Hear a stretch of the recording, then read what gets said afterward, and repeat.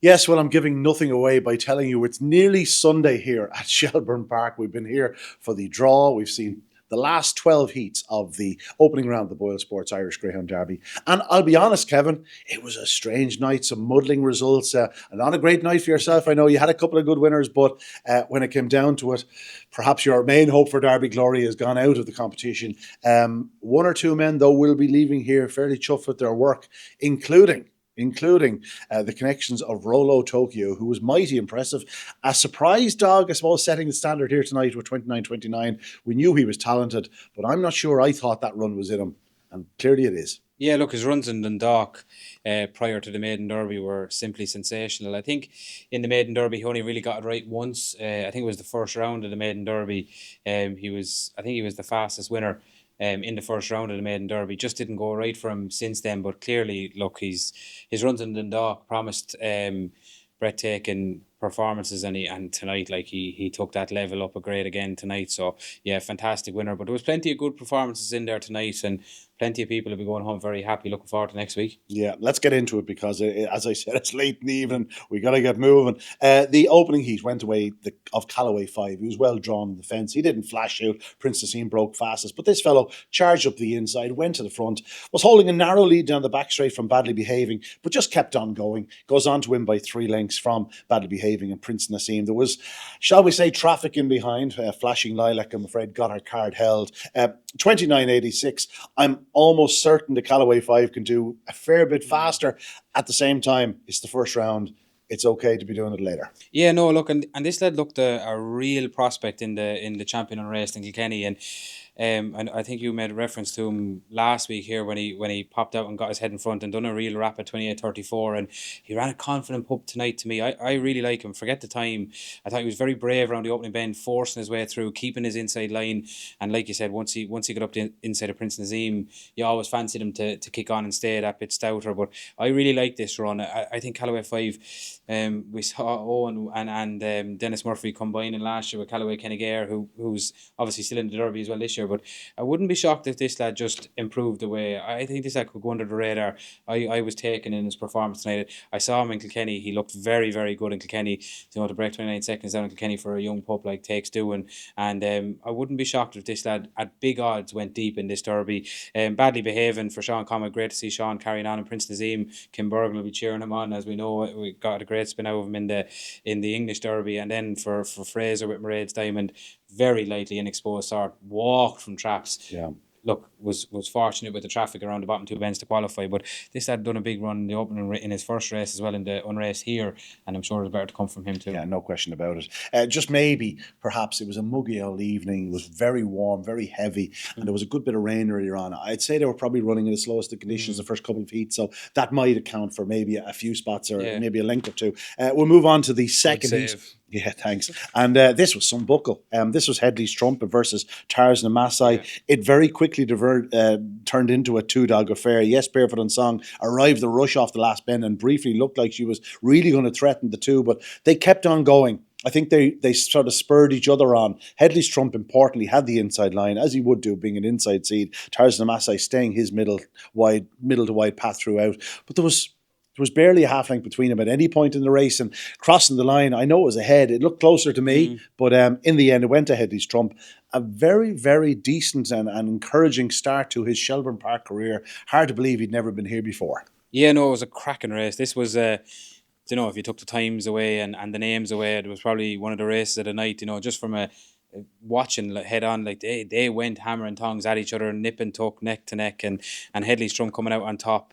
Look, we know what Tarzan Messiah is capable of. We've seen it here last year, and I'm sure he's coming along with each and every outing, and we know he's very professional. He do things right the whole time, but Headley's Trump can only come on for the run, and that was a real good battle. To get the better of Tarzan Messiah is no easy feat, and over the moon with Barefoot on Song, she had a litter of pups and she's only back over it, and we ran her in the Waterford Oaks, and she wasn't ready for it. great to finish second, and I'd expect her to come on plenty for the run. And Glengar Silent, this dog has just loads of gears, very young. He lacks the yard. Very raw. Yeah, very raw. And the lack of air, he gets himself into trouble. He just gets out of it with pure pace. Yeah, we'll move on to Heat 15, and this where things really start to kick into gear. I said the track may not have been flying in the early stage of the evening. It seemed to be flying here because Carrick Scoldsy, although he did 29.33 last week, he does 29.42 tonight. I have no doubt it was a better run. The middle seed stayed on him. And it stayed on him again for the draw, where we're not giving anything away there. He did edge inwards from 5, no question about it. But on the bend, he was trap 3. He wasn't trap 1. I'm okay with the middle seeding on him, especially if he continues to trap. And that's the key to this fella's success. He was just brilliant. He absolutely ran clear of them. Fahy Phantom showed good pace to go second, and did his best to close, but in the end ran out of steam. And Carrick Scoldsy certainly didn't. He ran right to the line, 29.42.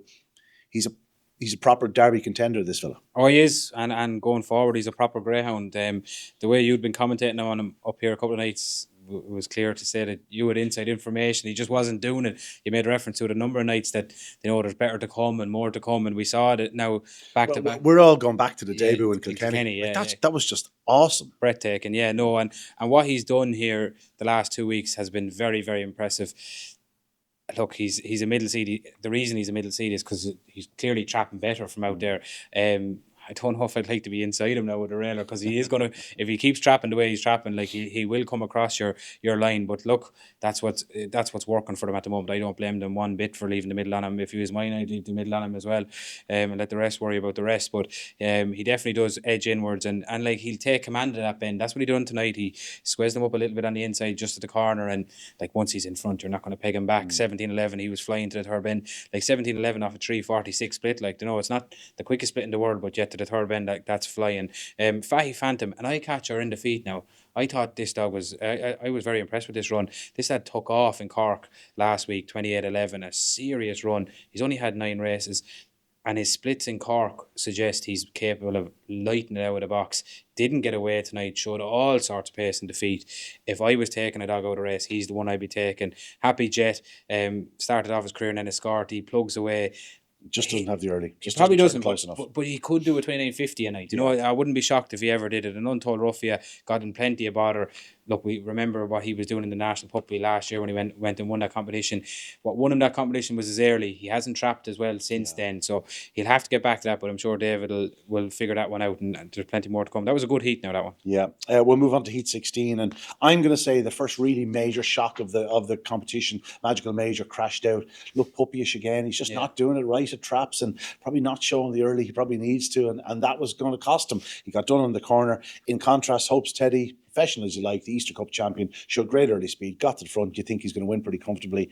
It just, when he went to put down, it just wasn't there. You know what I mean? He'd probably come on for the run. He's been very likely raced in recent times. But at the same time, Salah Curley, his kennel companion, arrived on his backside at the third bend, and he found a way. He just kept on finding. Town Lucky ran on really strongly to grab second, but there was no stopping Hope's Teddy. He wins in 29.96. The track, the track was going okay at that point, but 29.96 is certainly one of the slowest heat winners of the whole 24. But listen, I'm sure Pat and Kieran will be more than encouraged by the fact that he got out and just did things right.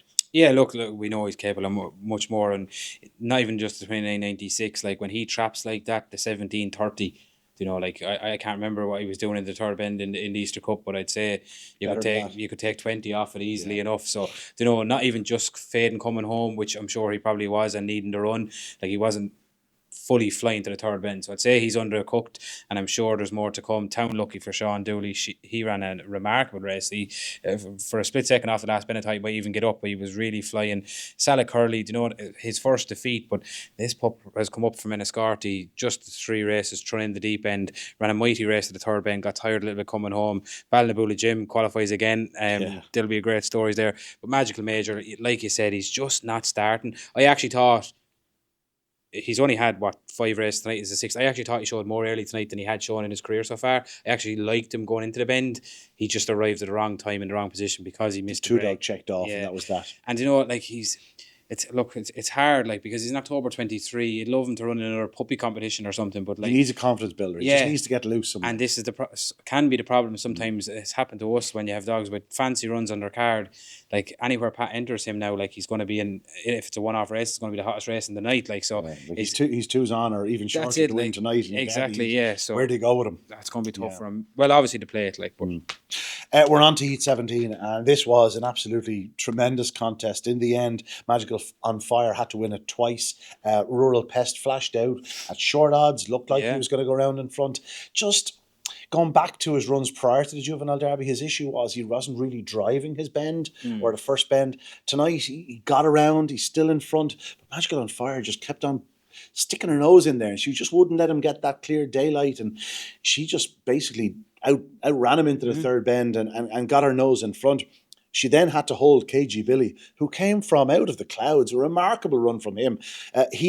Listen, don't get me wrong. Like, he's 49 starts, 50 starts now. I've seen him loads of times here at Shelbourne Park. Do you know what caught my eye? Well, he held Hello Diego in the Ledger final. Now, I know it didn't happen for Diego in the race, but when he held him up the run in, you're going, my God, he's running strong at the moment. Well, that was clear for all to see here, because he absolutely flashed home in defeat. In many ways, he's the story of the race, but Magical on Fire, as I said, she won it twice. Yeah, no, I think Magical on Fire was the story of the race. This lady won on debut up here in 28-23 and absolutely took the eye out of my head. She was unbelievable that night. So professional. Looked like she had the world at her feet on debut. Can't remember. I think she got beaten in the final. Maybe she didn't. But then Pat went down to Limerick and took a race in Cork. And like, tonight's only her 7th start. I was blown away by her now tonight. I really liked her because Rural Pest, very willing attitude. And Rural Pest isn't just a front runner. Like, this dog started off his career, I thought he lacked a yard of early. Now he looks like he wants 5 steps. Yeah, exactly. And now Graham he's found his trapping boots with him, and like, to out battle him, and like, he's ran through the Juvenile Derby, like, you'd imagine ready, like, he's fit, like, and she took the race from him. Do you know what I mean? And like you said, KG Billy, so strong. Another probably stride or two when he was up, but Rural Pest, I wouldn't be disheartened by Rural Pest, because the strength is there. We've seen that in the early part of his career, and Graham has him flashing from the boxes at the moment, which is a great sign. And if he keeps up that, he'll put himself in a position, as we always say, wide seas with early pace will always get a run nearly. And Body Mind Spurs, great to see Brendan Matthews with a qualifier there as well. Body Mind Spurs was a non-runner. Oh, so apologies. Yeah, he was in as a reserve. Druby's orator. Went in for Mert. Correct. We'll move on to Heat 18. And here, Ballymac Danica saw off her kennel companion Ballymac Stud. I favoured Stud over Danica, but the draw was the key. She was on the inside of him. Now, as it was, she flashed out. She may well have let him if she was in 3 and he was in 2. She's just a professional. 2 lengths all the way. She holds it all the way to the line, 29.52. If you look at her split home, she's doing a 12.46. I've no doubt she's capable of a 12.30 or better. I think she'll come on for the run. It was just great to see her back to her best. She's been off for a little while, and there was a weight of money behind her. She went off the 6-5 joint favourite with Ballymac Stud, but she flashed out. She got to the front. She opens up a 2-length advantage, and she basically holds it all the way. I thought Ballymac Stud ran hard into the third bend to close it to about 1.25 lengths, but she just kept on plugging. And then Blast Off Heffo running very well at present. Of course, the Ledger third. He was only beaten a short head into third by Ballymac Stud. So a nice run by the winner, Ballymac Danica. We don't need to say an awful lot about her. We know how good she is. Yeah, no, and I'd say Liam and Shane are delighted with both runners here, because Stud looked in the unraced that 5-5 was stretching him.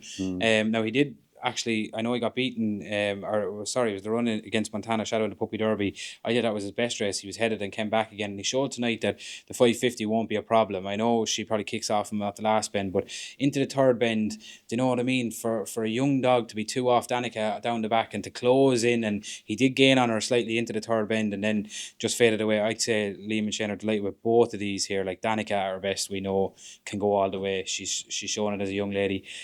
Obviously they've had their issues, and you pray that she stays in one piece and comes on for the run, because if she does, she'll take the beating against any greyhound in this derby. Blast Off Heffo for Philip Buckley is running out of his skin at the moment, getting to the Ledger, finishing third in the final, and he stays all day. If he keeps getting inside draws and getting a bit of luck and running, he has the pace to keep going deep into the derby. You just get the impression in 3 years' time we're going to be talking about our daughters and sons running in the derby again. She's bred in purple. You just get the sense that she could be a star as a brood as you know, Yeah, yeah. it's not a huge stretch. No, no, Let it be no. said. On to Heat 19, we've already mentioned him, but Rolo Tokyo, he rolled over his rivals. He He did. absolutely left them standing. Callaway Kinnegear, has to be said, was mighty Mm. disappointed. Just he's not firing. There's just no question. He's just not the same Greyhound he was last year. Now, I don't know what will happen. They'll try and spruce him up and refresh him, but it just wasn't happening from there tonight. He turned third. He's finishing fourth. That's not a good run from a Derby third, juvenile Derby winner. But in contrast, Rolo Tokyo, this was his coronation. This was the night where he basically said, this is what I'm capable of. Look, his runs in Dundalk were good. His runs in Shelbourne were good. But this was sensational. This was otherworldly. 1708 off a 341. There's a little bit of margin for improvement there as well. And just seems to be a dog who is thriving. His damn Oyoyo penalty, she's thrown some stars. She only passed away a few months ago. And she's leaving a fair legacy with this Rolo Tokyo. Oh, he is. He looks to have everything, doesn't he? His 28-15s in Dundalk were flying runs. He did win in the opening round in the maiden derby, as I said, 29-69. That was a great run that night because he didn't trap, forced his way through in the opening bend that night. He didn't have to do it tonight. 341, 1708, like that's flying. As we know, and like stamina is his game. Like we've seen him in the maiden derby coming from behind. Callaway Kinnegear, yeah, like he flashed from boxes, just didn't seem to happen to him. And concerningly, he, as we saw last year in the derby, amazing at the third bend, he done that again tonight, which would be a concern. Cushy the best, we know what he's capable of. He'll flash out some night in a good race and he'll give it to him. Upper Horgan faced a really tricky draw here. Ran hard To qualify, ran really, really well. And look, I'm sure Owen will go back to the drawing board with Kinnegear and he'll come again next week and much better run. But Rolo Tokyo took the star of the show on this one. Heat 20. It's safe to say we were expecting Pat Guilfoyle to have a fair say in this contest, aside from having three runners. Also, he had started off Colours Are Green, which is now representing your father, of course, and Brendan and Ian. But it was Magical Sapphire who, I must say, I thought ran really well here. I end up fancying Magical Keith a bit because it just seems the inside runners, if they're getting loose, they're been hard to peg back. And this fellow did get loose, but I think the writing was on the wall halfway down the back straight. He was picked up last week by Sword Style. We know how strong Magical Sapphire is. She's got form over a little bit further, 575, 600 yards, and she ran very well to pick up Southwood Stand in her latest outing. But on this occasion, she got there pretty comfortably. She's really strong lady, running well. She'll go around her too.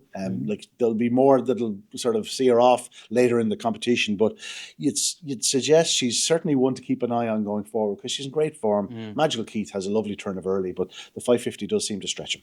Yeah, no, it does. And Magical Sapphire, like she turns up in these big competitions, you know, and you wouldn't be shocked to see her standing in the latter stages. Do you know the top bitch market? I know you make reference to it a couple of times, and she definitely will be of interest. Like ignore the fact she went back to A1 in her latest start. Like she's way above that grade, and we saw that tonight.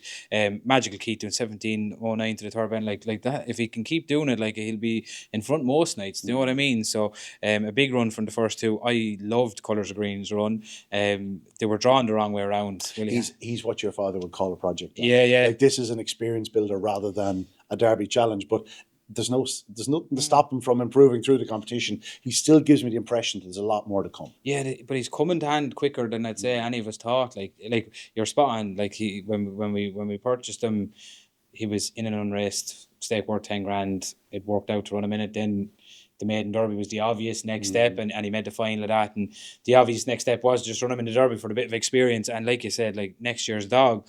But I tell you now, he's making steps that like you wouldn't nearly expect him to, because like we haven't been hard on him, but like I love his early pace, and he was really terribly drawn tonight with Blue outside him. It was the draw. It's not Blue's fault. He's a railer. He just drew trap 4, but the minute the box is open, it was more than a bump. He was lucky to keep his 4 legs underneath him. I loved his run.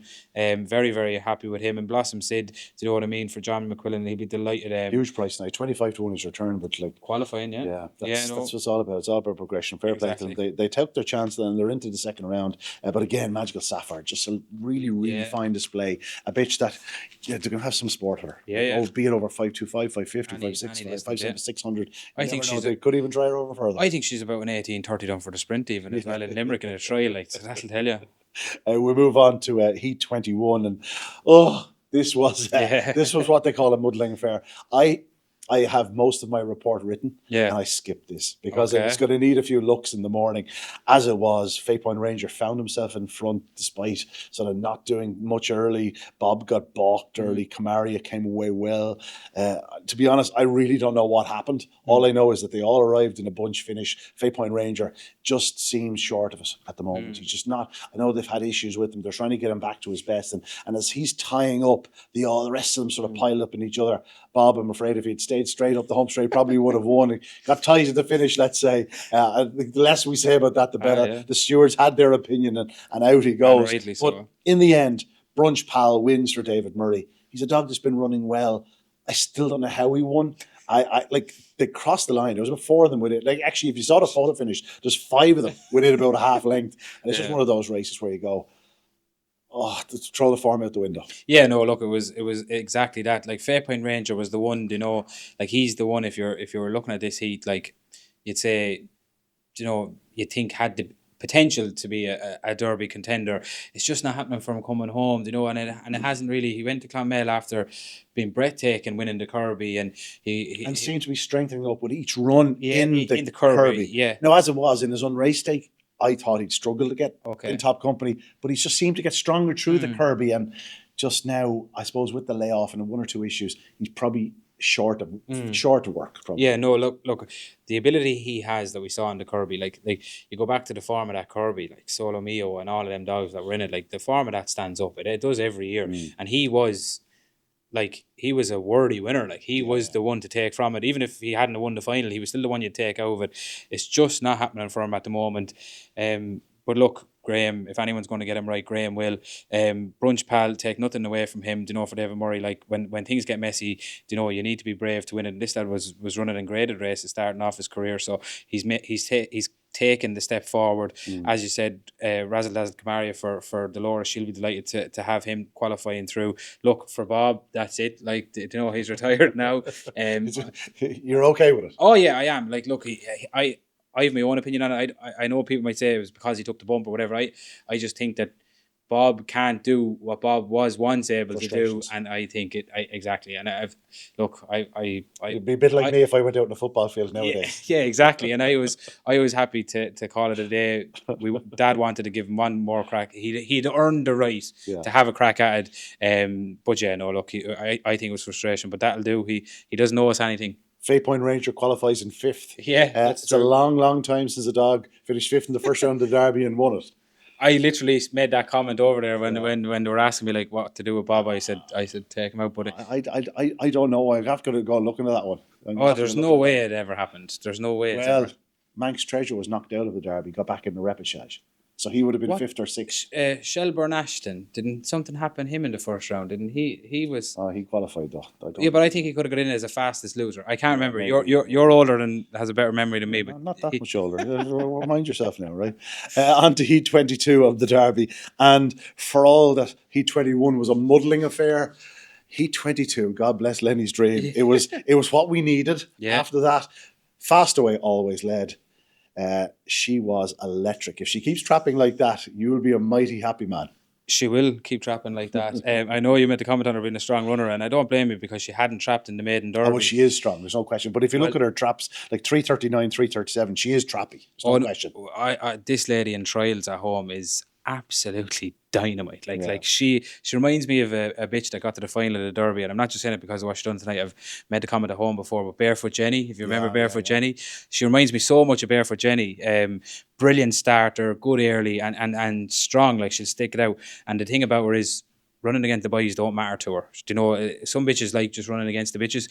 Doesn't matter to her. She was very brave in the maiden Derby. Unlucky at the third bend in the final of that. And we've always thought an awful lot of her. In fairness to John Kennedy, they've taught the world of this lady from day one. Needless to say, she's going back for breeding regardless. That was part of the deal when we got her. She was never being let go fully, but they've always held her in the highest regard, and it was great to see her doing what she can do tonight. High view plan again, great for Jerry. A strong runner. That'll be very strong, very, very strong. And the Boyle Falcon, great comeback run.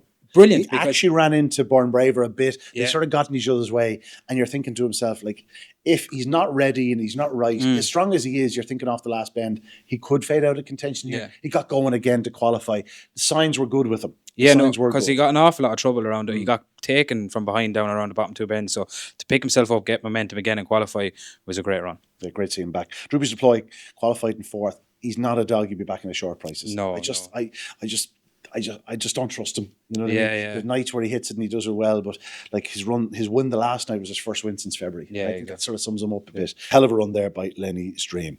Now on to Heat 23, and while he's down to Mert, this was his first run for Mert. It was his first run in Shelbourne Park. Only his third ever run on Irish soil. Ballymac Axle, owned by the JR Racing Syndicate, Gavin O'Mahony and co. They are sporting owners. They took their chance. I was not surprised to see Ballymac Axle running a big race. Magical Mag was understandably pretty hot favourite. She's, after winning 4 of her last 5, she was only beaten by a rampant Bombay Pat the last time. So she was a deserving favourite, but she missed the kick. In contrast, Ballymac Axel looked like he's run here at Shelbourne Park 20 His times. whole life. Did everything right, drove the corner, kicked on, 29.61, a bit like proper ARS last night.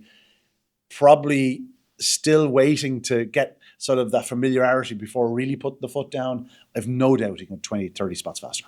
Oh yeah, look, and if ever we wanted to send a message to the UK lads to come over and take us on, they come over. I know Murty's training this lad, but he's known as the UK Raider. You know, proper ARS comes over last night, gives a lesson, and this lad was just.